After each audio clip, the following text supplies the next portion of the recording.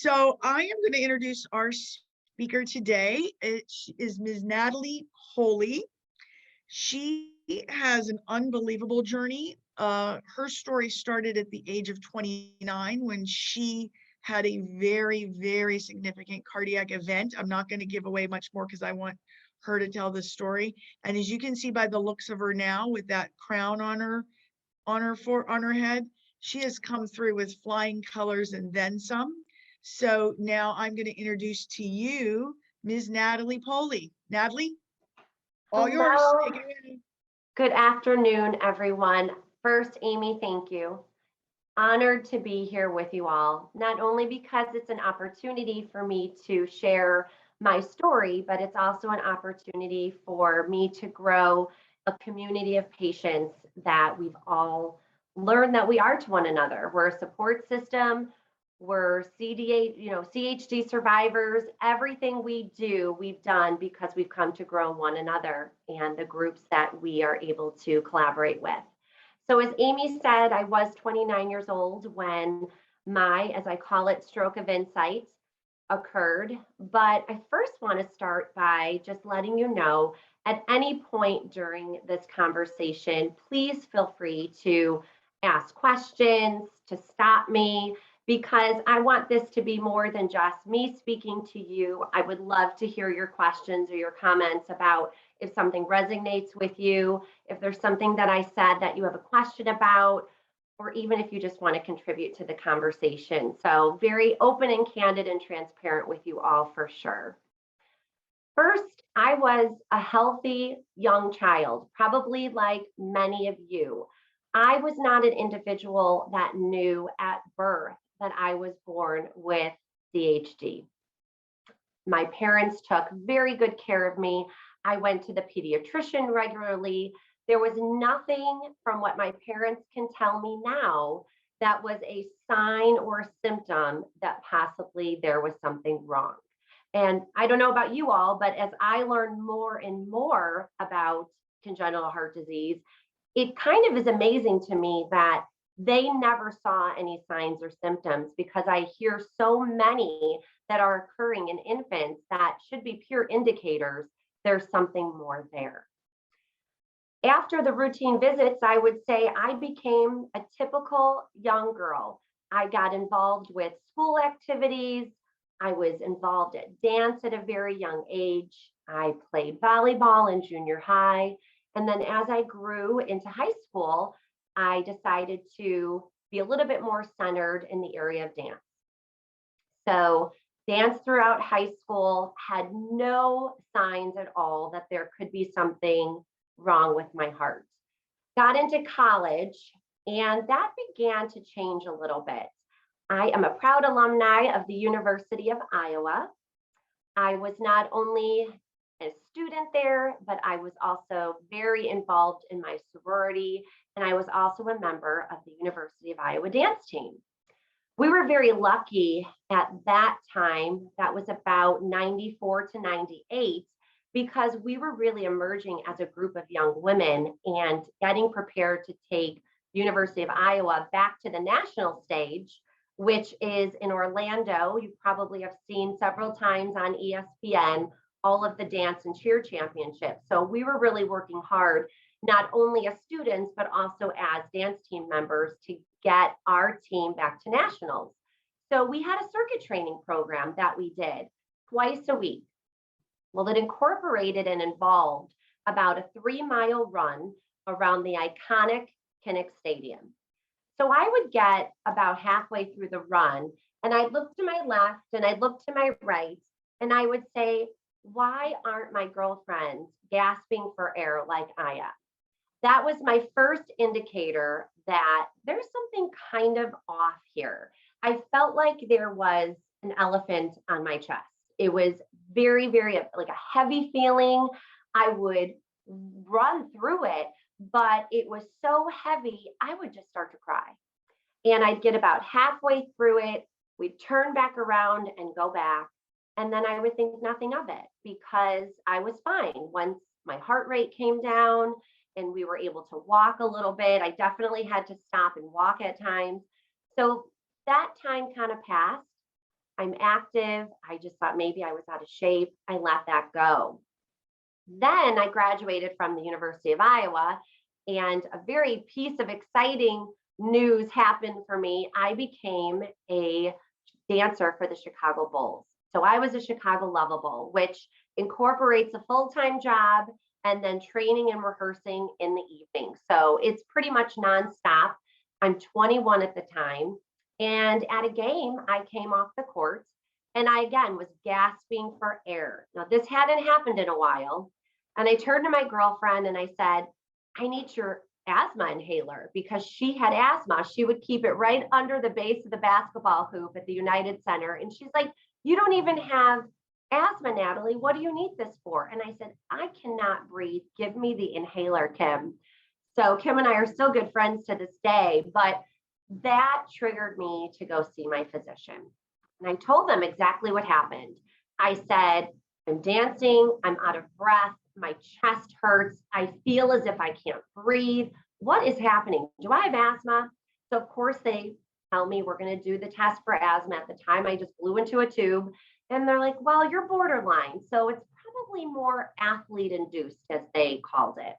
So that was the diagnosis.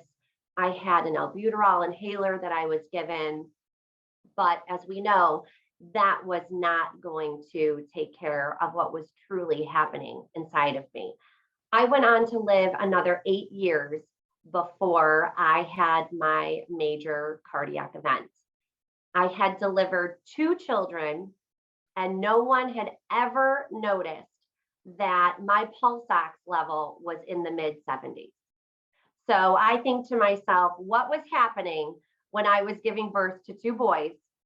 And I have the pulse ox on my finger. They're taking it consistently, as they do with all pregnant women, and no one saw that this could possibly be an issue, which led me to believe, are they really watching it?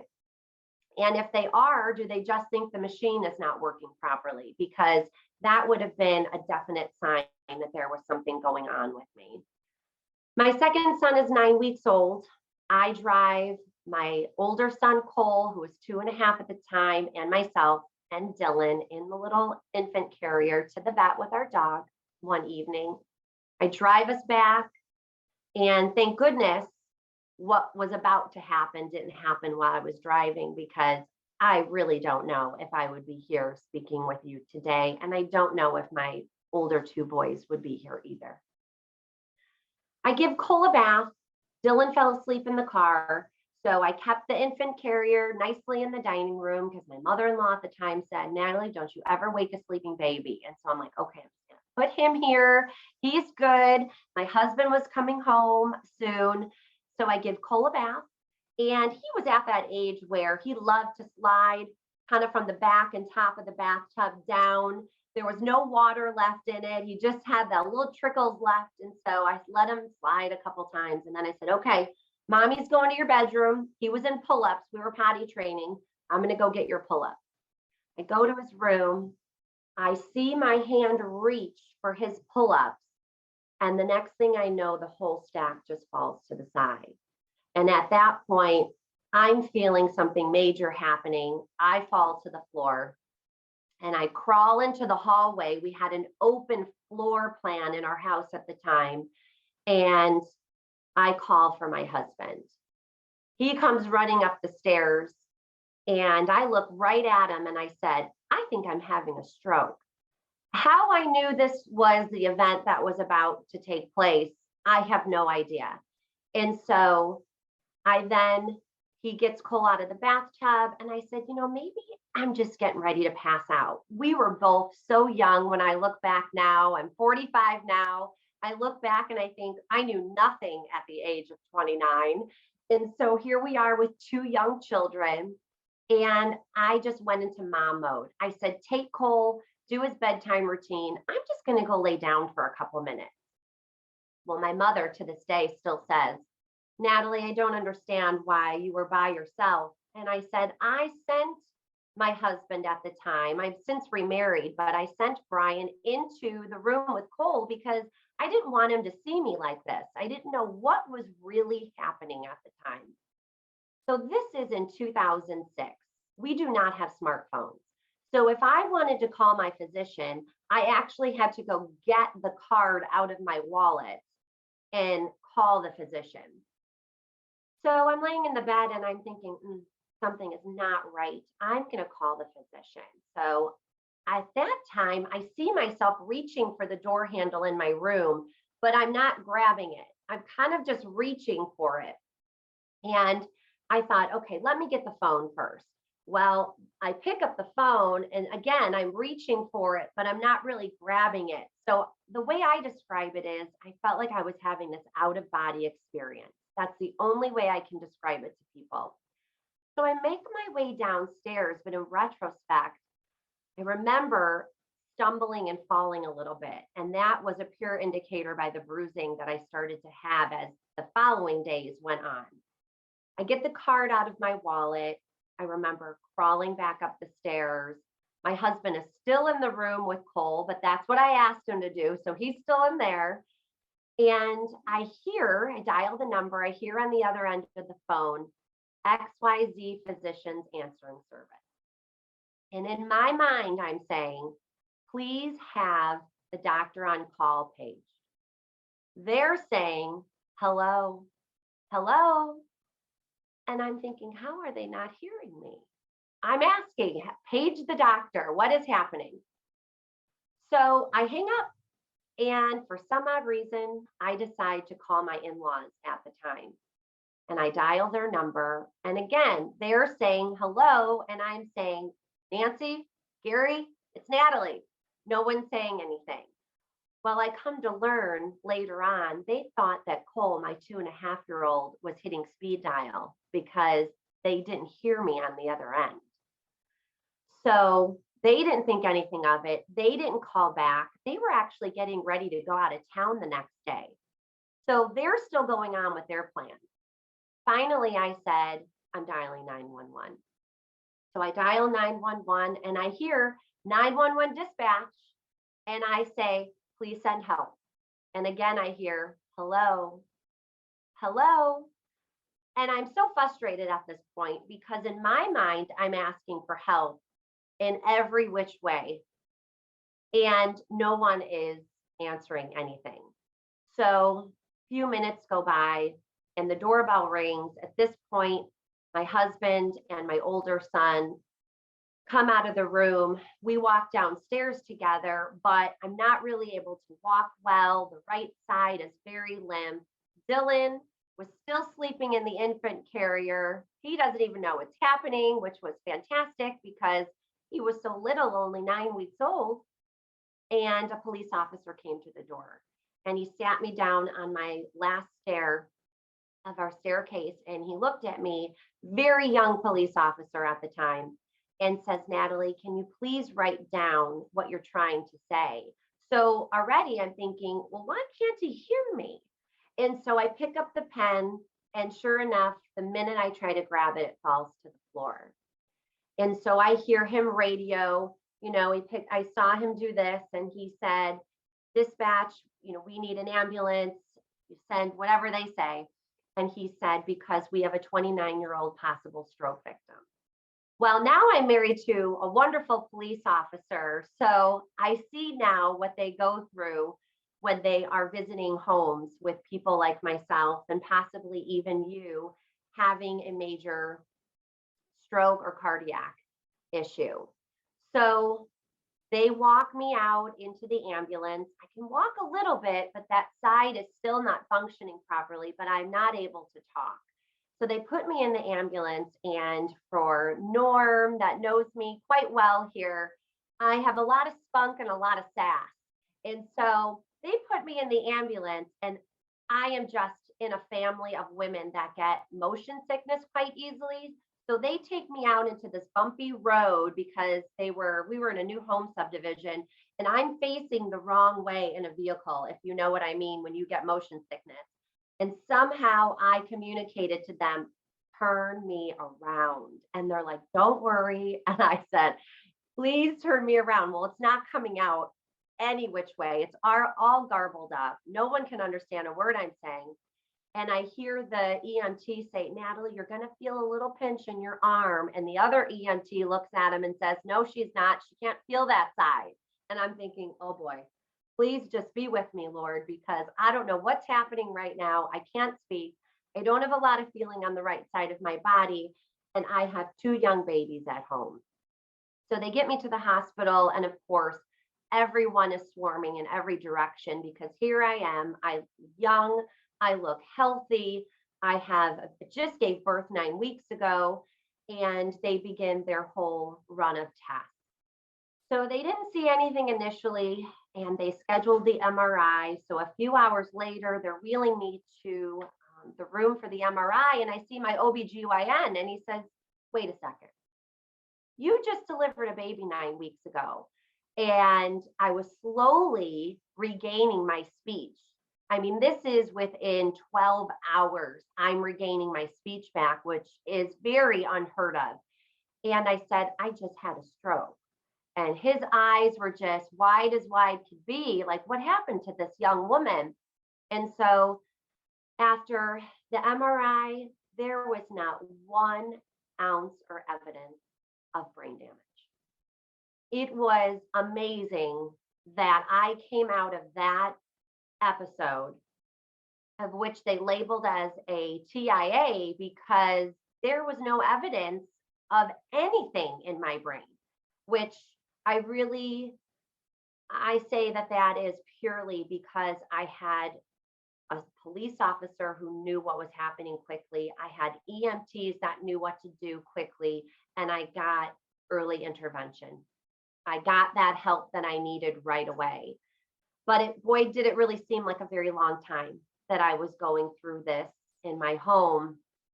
And so they run all the tests, they do the MRI, they wind up doing the internal ultrasound through the esophagus. They identify there's 2 holes in my heart, 2 PFOs and an atrial septum aneurysm. They do an echocardiogram. They checked for clots that may have come from my legs. And we know that that would have been a pulmonary clot, but they did it anyway. So that would have went straight to my lungs, but they were doing every test possible. I had a heart monitor on me, and here I am, 29 years old, in the cardiac floor. And I would walk out in the morning and get my coffee, and the nurses would say, who are you here to see, honey? And I said, oh no, I'm the patient over there in that room. No one could believe I was a patient because I looked nothing like the stigma that people thought should be a stroke victim or someone that might have a major cardiac issue. So it was determined that I had 2 PFOs and an atrial septum in my heart that went undetected for 29 years. And the theory is that because the blood was already moving through the incorrect channels of my heart, you now add on to the fact that I'm 29 years old and I'm 9 weeks postpartum, they feel that a blood clot pooled in my heart and went straight to my brain and got lodged in the left side that controls the speech and language and the feeling in the right side of your body. So I have no ailments from that. I am here today. I take an aspirin a day. I came out of that episode with not an ounce of brain damage. I have full functioning and full feeling in the right side of my body. I could dance it up in the kitchen, whatever I feel like doing, and I really count my blessings. I think there are some times that when I'm speaking, I always worry, especially even when I'm teaching, that if I stumble over a word, I think to myself, is that because of what happened to me? And I think that's just me having that in the back of my mind. But after we get through that, we now have to figure out, well, how did this go undetected? What do we do now? What are the next steps? So you get through one piece of the puzzle. And here we are now with the second piece of the puzzle. So it happened to be the one morning that no one was with me in the hospital because I was there for about 8 to 10 days. And the neurologist comes in, and I had just received communion and I had my bulletin, and he starts rattling off everything under the sun about the procedure I should have, the physician I should go see. And I said to him, could I please have something to write on? So here I am. I kept the bulletin to this day. And that is when he started to tell me, you need the transcatheter closure procedure. If you want to have this procedure, Natalie, you have to go downtown Chicago to the big wigs and get this done. He goes, you need to see Dr. Hijazi. I'm like, I don't even know how to spell this man's name. And so sure enough, I write it down. No one's there with me. I'm like, where is everybody in my family today? And here I am by myself trying to take all these notes. So I get released from the hospital and I looked at the doctor and I said, okay, I'm getting my master's of arts in teaching right now. And I have a class on Thursday. It was Tuesday. I said, unless you tell me I'm going to leave here and have a heart attack, I am going to class. And the joke here is like, no one says no to me. I'm like, I'm going. And so my husband at the time looked at the doctor. He goes, oh, she's serious. She's going to go. And so he goes, as long as you're doing the shots of Lovenox in your abdomen twice a day and you're taking your Coumadin, you can go to class. And so I bring my husband with me to class that Thursday at 6 o'clock. I leave. I said, okay, give me the shot because I couldn't do it myself. And I went, and sure enough, with that determination, I finished my master's degree on time. I didn't miss one day. I kept going. I was determined to finish. So I finished well after my heart procedure, but I went to see a doctor at Loyola University, Chicago. I went to Good Shepherd where I stayed, and everyone said, you're not a candidate for this procedure, Natalie. I said, well, what do you mean I'm not a candidate for this procedure? I'm having it. And they said, well, the FDA wants you to have 2 strokes or 1 stroke and a reaction to the Coumadin. And I wasn't really having issues with the Coumadin other than the fact that I had to go every day for a blood draw because they tried to take the blood out of my finger and for some odd reason, it wasn't giving them the reading and the numbers that they needed to give me clearance to continue with that. They needed it from my arm. So it was vials and vials of blood. And I said, well, I'm not joining a trial because I'm going to watch my 2 boys grow up. So I was just determined to find someone. So I remember writing down Dr. Hijazi's name, but I never thought anything of it. I kind of wrote it down and forgot about it, really. My husband at the time was working for Hewitt Associates. They wound up years later getting bought out from Aon Corporation. And a woman there had a brother at the University of Illinois, Chicago, who was a physician. And she asked him and he goes, oh, she wants this procedure done. She has got to see Dr. Hijazi. And I was like, wait a second. I remember hearing that name. And so I figured out it was from the neurologist when I was in the hospital. So I was going to one of my classes one evening. The people in my cohort for my master's were fantastic. They threw me a baby shower for Dylan. They did a care package for me. And one of the women said, Natalie, my husband's friend just had a similar situation and event that you did. And he had this procedure by Dr. Hijazi. I'm like, okay, that's it. 3 times the charm. I got to call this man. So I get online, I find Dr. Hijazi. I specifically remember pulling into my garage one night and he calls me on the phone. Well, I had read up on him and I knew how amazing he was and that he helped pioneer this procedure with Dr. Amplatz. And I have the Amplatzer devices in my heart. And so he says, you come see me, not a problem. And he sits me down and he's very much, his bedside manner is just amazing. I don't think I've ever met another physician quite like him, nor do I think there is a clone of him anywhere out there. But he said, well, your oxygen is at 75%. And I don't know who didn't realize this. And I was like, lived my whole life. No one ever told me this. And so long story short, he says, I can't get you the PFO devices. You're not a candidate, but I can get you the atrial septum defect devices. He goes, they're the same thing. They function the same. They're the size of a nickel. They're made of mesh. I said, sold. So I had my procedure in March. My anniversary is coming up, March of 2006. And had some light fluid that developed around the heart, which they told me was normal, and came back for some following echocardiograms, and that had resolved itself. But I was very lucky. They were able to go through my groin, They performed the transcatheter closure procedure, and I had a wonderful team of doctors. You know, I'm laying in there and Dr. Hijazi's in there, and you're awake because they are doing the bubble study, as they call it, and they want you to bear down like when you're in labor to make sure that there's no air flowing through the heart and the holes, that they want to make sure everything's in place before they release the devices. And I remember that morning, the fellow was from Chile, and I'm bawling hysterically.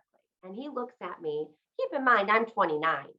And he says, well, you don't have to go through this if you don't think you can handle it. And I was like, well, I'm going through it, but I'm having a moment, and I'm going to have my moment, and I'll see you in the OR. I was like, and so I just had to take into consideration, he was new, he was a fellow, he wasn't born and raised in the United States. And I realized there's differences in culture. But when I was 29, I did not think that way at all. I was like, well, he was rude.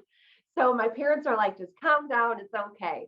So I'm in the procedure, and my story here is Dr. Hijazi is doing a fantastic job, and the fellow from Chile says, okay, we're ready to release the devices. I mean, this was big news for him. And Dr. Hijazi goes, no, we're not.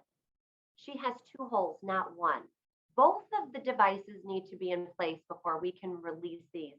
And I'm thinking, oh, dear Lord, please don't let anything go through that catheter. I don't know what's happening, you know, because you're sedated, but you hear enough to know what's happening. So that all went flawlessly.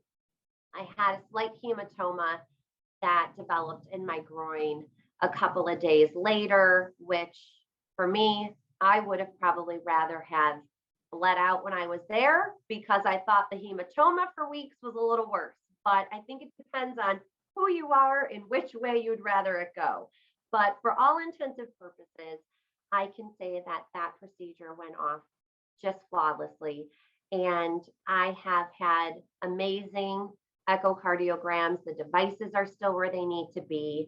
I now see Dr. Kavinsky at Rush in Chicago. I follow Dr. Hijazi and his staff there, but we know that Dr. Hijazi is overseas in Qatar doing amazing things.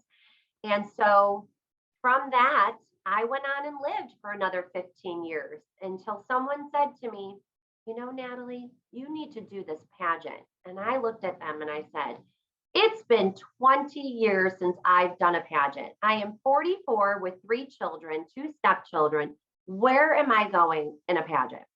And they said, hear me out. And this woman actually was my former choreographer for the Chicago Lovables. And her good friend is our state director here in Illinois, Randy Moxie. And she said, you have a platform. This pageant is 50% platform based. I said, I don't have a platform. What are you talking about? And she said, you do. You advocate all the time. When you see people every day on social media, you try to teach people the signs of stroke. You talk to people about your procedure and congenital heart disease. You need to do this. I said, the pageant's in a month and a half. Well, I have a hard time saying no to things.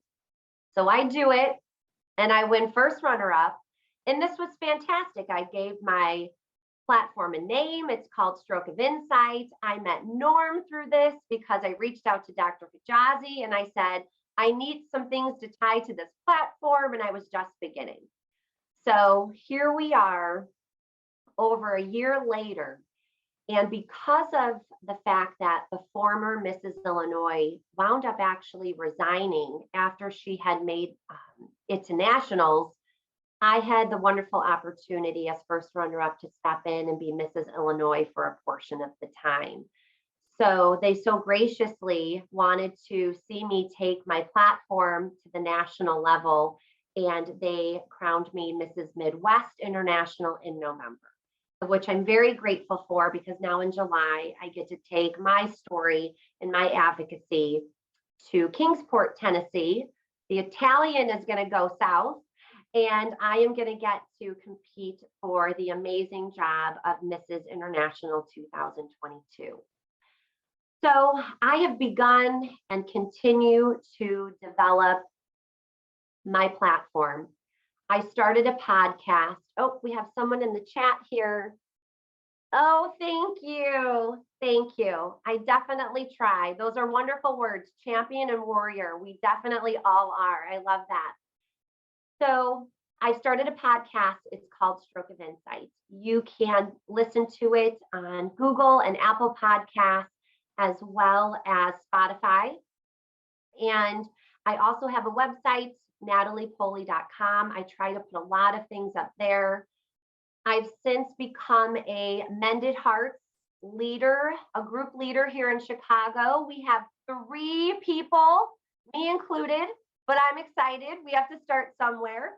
So me and 2 women who I met through an NBC5 interview I did alongside the American Heart Association. They were doing a study on strokes in women under the age of 35. And so if you go onto my website, there is a social media page, and I have a link tree that you can go on and see all of the different interviews or social media interviews that I've done. And so I met these women through this NBC5 feature because they reached out to me through my contact form on my website. One is possibly going to have the procedure this summer, and the other one is a survivor. She had a grand mal seizure and a stroke, and you know what? The ER sent her home that night and found out later she had holes in her heart and a defect.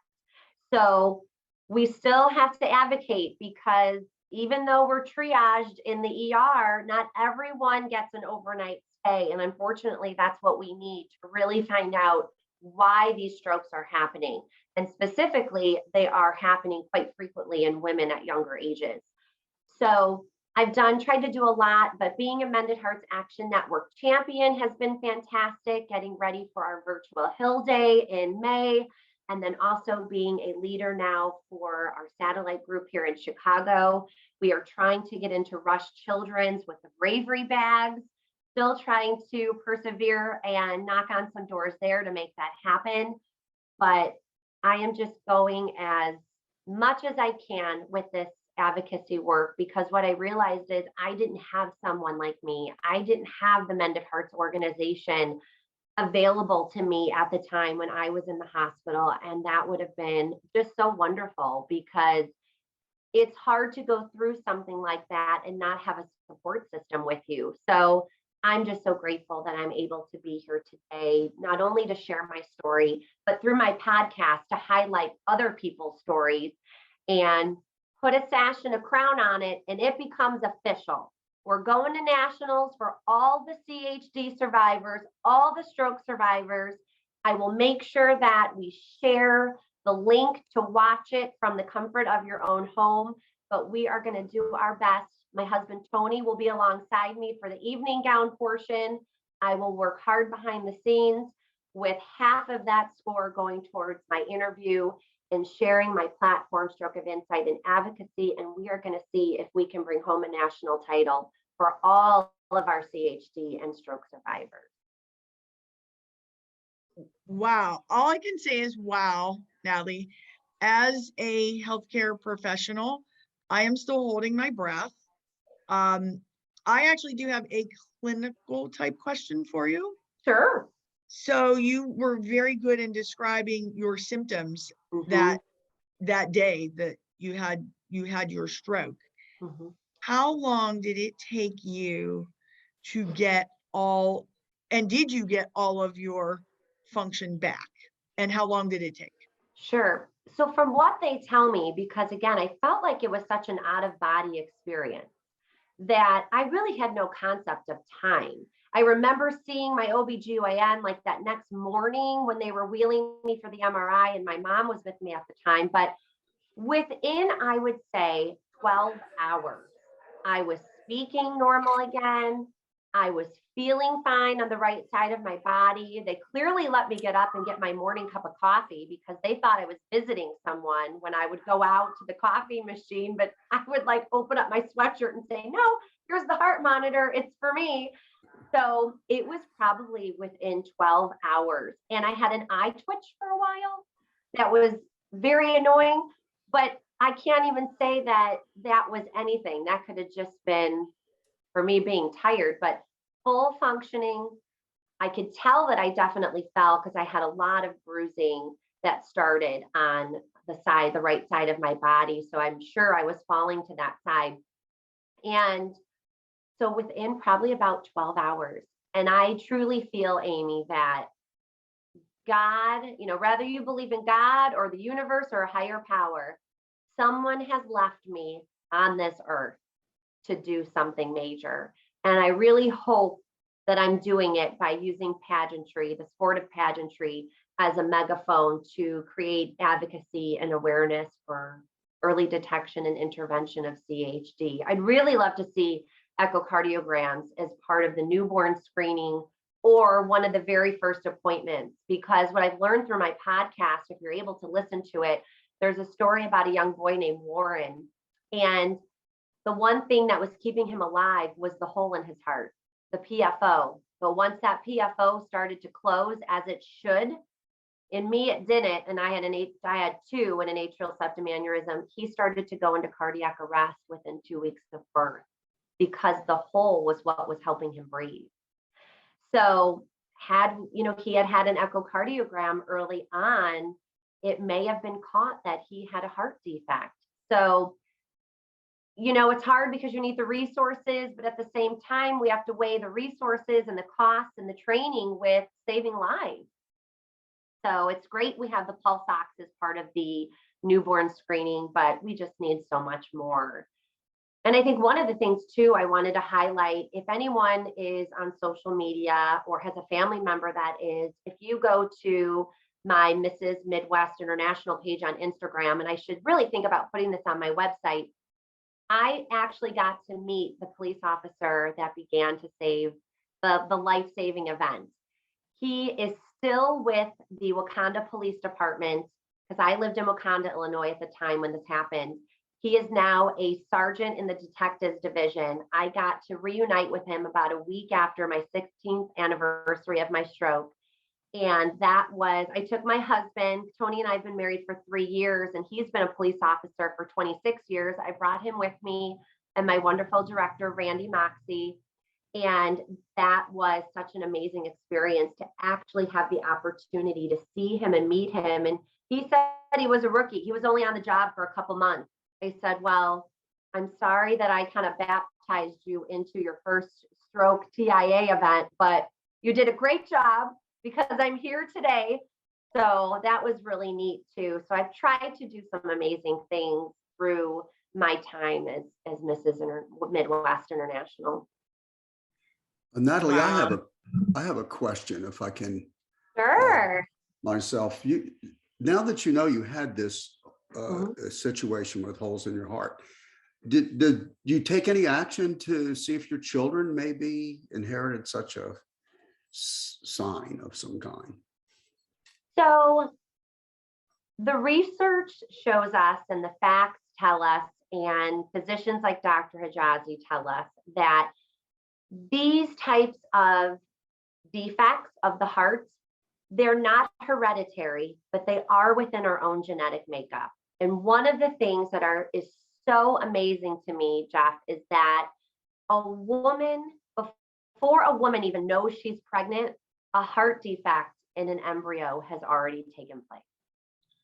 And that is such a fact that if that doesn't open up anyone's eyes, the insurance companies, the FDA, people out there that aren't funding this research, because it is the #1 unfunded disease. We have more kids that are born, more infants born with this than cancer, that are going undetected or that have CHD than we do with childhood cancer, which is really amazing when you think about it. So I have not done anything further with my boys. 2 reasons. One, I don't want to create anxiety where there doesn't need to be any. Because 1 in 8 adults that have CHD are 55% more likely to have anxiety, depression, PTSD. And I am one of those. I am one of those 8. So I don't want to cause any undue anxiety. They're athletic. Things are fine. I make sure, like when I had my middle one in the urgent care a few weeks ago for this high fever virus he had, I said, let me see the pulse. And the nurse was looking at me and I'm like, nope, let me see it. If you want me to tell you why, I can, but I don't think we have enough time for this story here tonight. So, I do my due diligence as a mother. I communicated it to their pediatricians. I went on to have actually a third child too, my son, Alec. So, I was a ticking time bomb. They said going on to have him was like a piece of cake because the holes in my heart were closed. So I have not had them specifically checked because I know that this defect, yes, it's 1 in 100 infants, but I just don't think we're at that point where I need to do that because I know there's signs that they are healthy and that they don't have anything that's gone undetected. So my younger one, actually, Jeff, had at about 35 weeks when I was pregnant, he had fetal arrhythmia. So of course, everybody was like, okay, we have to do, 3D, 5D, 6D, 7D. I don't know how many ultrasounds they call it now in pregnant women, because he's 13 now. And so they said, nope, everything looks good. He has that natural hole in his heart everyone should have. But after he's born, Natalie, because of your history, we're going to do an EKG and an echocardiogram. So they did. He had the hole in his heart that's supposed to be there, that's supposed to be open at birth. And so he had no other defect. So that was just a situation where they wanted to take it to the next level just to make sure. But it is amazing that there's already a defect there in an embryo, in an embryo's heart before a woman knows she's pregnant.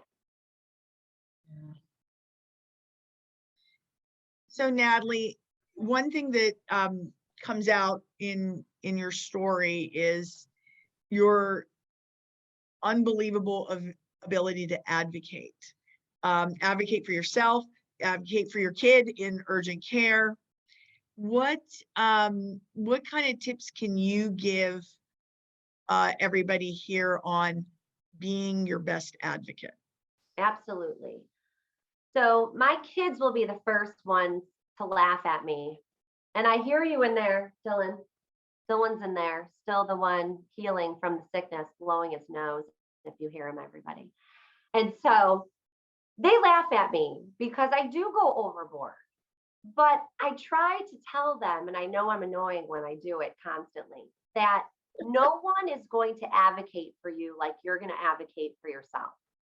If you think there's something wrong, and I think it's the toughest for new moms, because from one of the women I interviewed for my podcast, she was like, I was a new mother.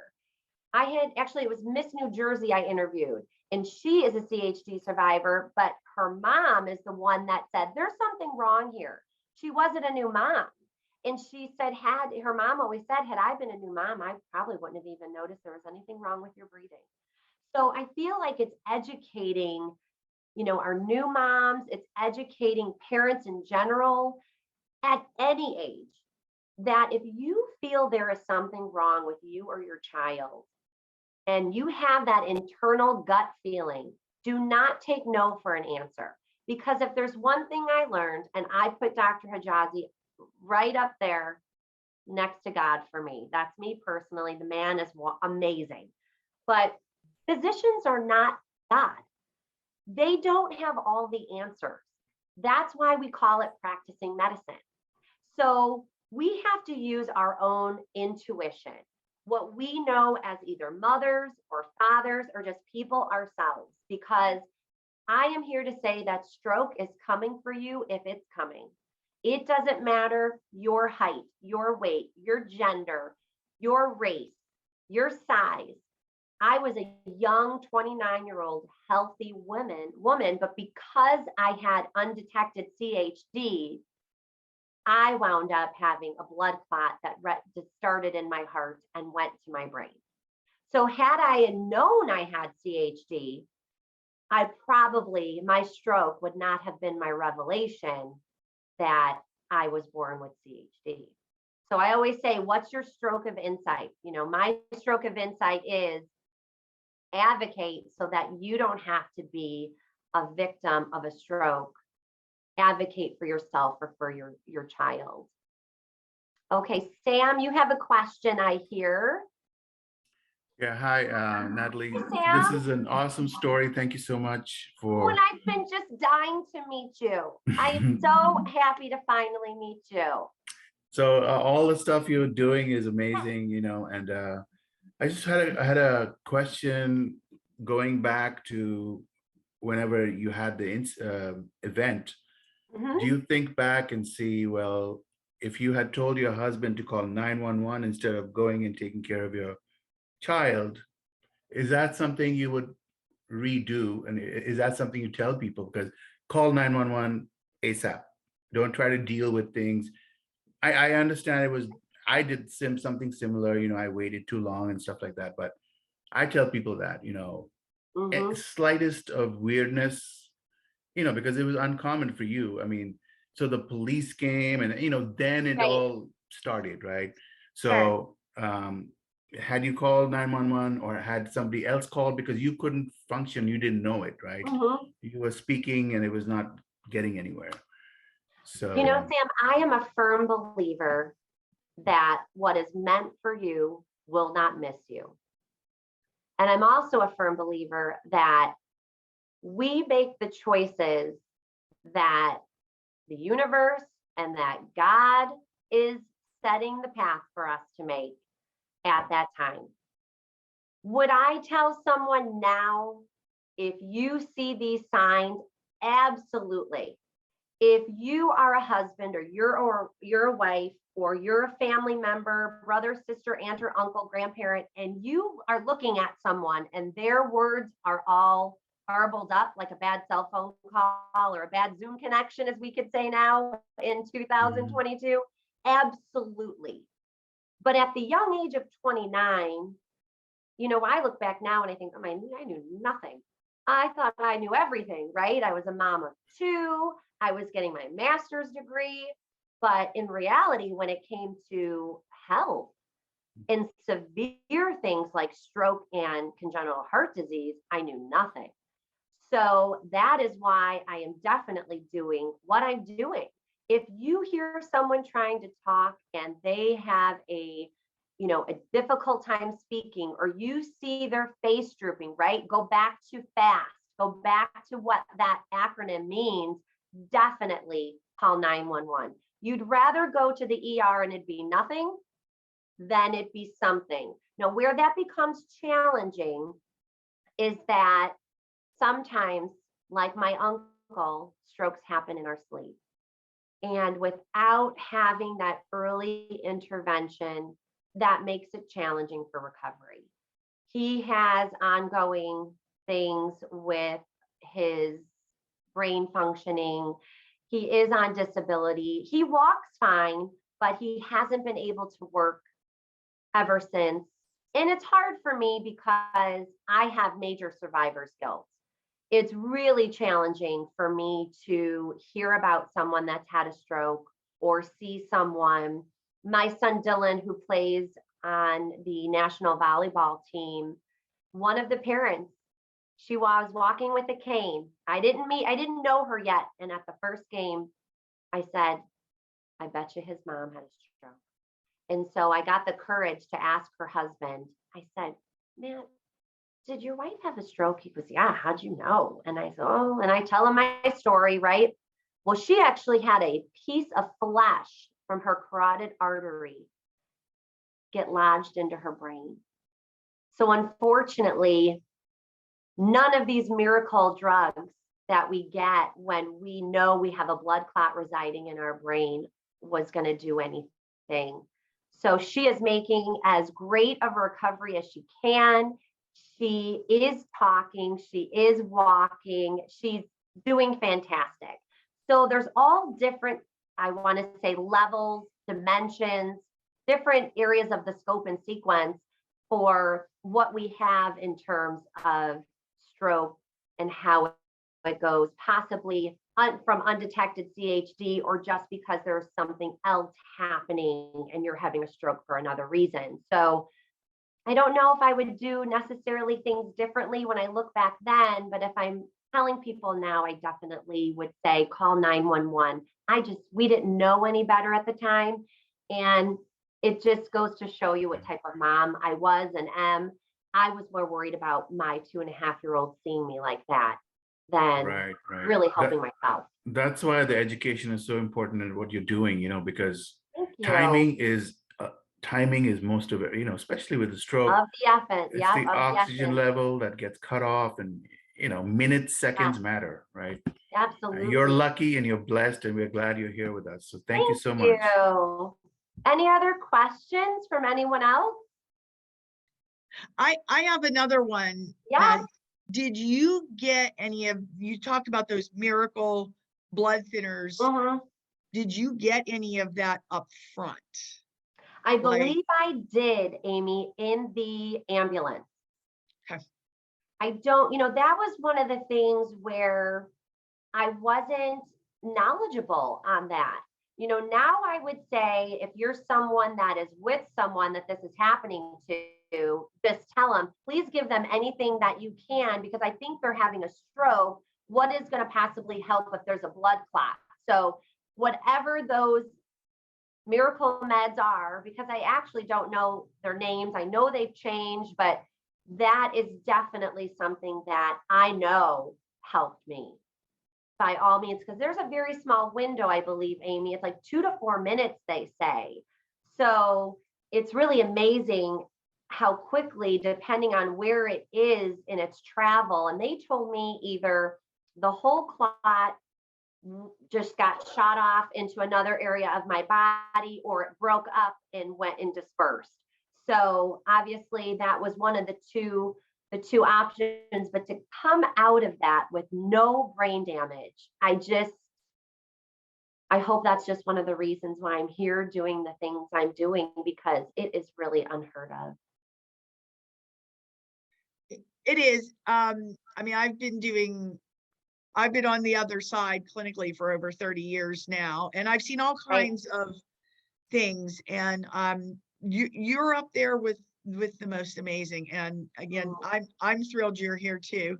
Now that I can breathe, I like your story. I was like, oh, I was like, oh my God, I think I need something. Yeah, right. Well, and actually, Norm, I had the opportunity to work with Norm and the PIC Society in publishing that story, my own personal story, in the October 2021 issue of Congenital Cardiology Today. So I always try to send people to that as well, because so many people will say, well, tell me about your story. And so I'm always like, I don't think we have enough time for that. But, that's another reason too. I created Stroke of Insight. If anyone here, if you would like to be a guest on Stroke of Insight, or someone that would, I would be more than happy to have them, because the whole point of Stroke of Insight is to create that awareness and advocacy, but also highlight other people's stories. It's a way for me to really share my voice, because I'm still here today with a voice to advocate for those that may not have a voice, but to share your story too, because I've learned so much from the guests I've already had. So, and I am willing to highlight, we had Andrea Bear from Mended Hearts on one of the episodes. So we had her, and I've had a physician, actually Miss Illinois International is a pediatrician. So I had her, and we talked a little bit about what she sees, and I've had some parents as well. So please feel free to reach out to me. I'd love to have you as a guest. You're amazing. I love it. I have one more question. Go, Maybe Jeff. it's, Go. maybe Yeah. it's not really. Maybe it's not really a question, please. I mean, if somebody has, because I'm a volunteer in the emergency room and I see things, but if somebody has Bell's palsy, wouldn't someone maybe mistake that as a symptom for a stroke? Because of They could, but here's what I say. It cannot hurt to raise alarm. At the end of the day, what harm is it really going to do? The physicians are already there. The drugs are already stocked. The nurses are ready to go. And at the end of the day, what's it really going to hurt if we it's, draw attention to something that may not be. It's better to say something when you see something, to keep quiet is what I say. And I think that's where you just have to be transparent and not feel embarrassed if it's not a stroke or not a major cardiac event. That's when you say, you know what? Well, I'm just so glad it wasn't. And if I didn't say anything, then I wouldn't have been able to live with myself knowing it could have been something. So I say something, because you'd rather say something than it be something is going to go wrong. Yes. Actually, that reminds me, Natalie, of one of my favorite stories from one of my favorite cardiac surgeons who sadly left the DC area and went to Florida. But he told us a story of his wife was having chest pain one day and called him. And he said, call 911. What is wrong with you? Call 911. And she's like, but I don't want to be embarrassed. And he said these words that will ring with me forever. He said, dear, I have never seen anybody die from embarrassment. I have seen people die from heart attacks and strokes. So I think that's, no one dies of embarrassment. Mm-hmm. Absolutely. Absolutely. I would say the same exact thing. All right, folks. Any other questions out there? We will go ahead and wrap up today. However, if you have any questions or anything comes up down the line, feel free to email Norm or myself. We can get you in contact with Natalie if you need anything, or anybody else we need to with Mended Hearts. But we're going to go ahead and say goodbye until next month.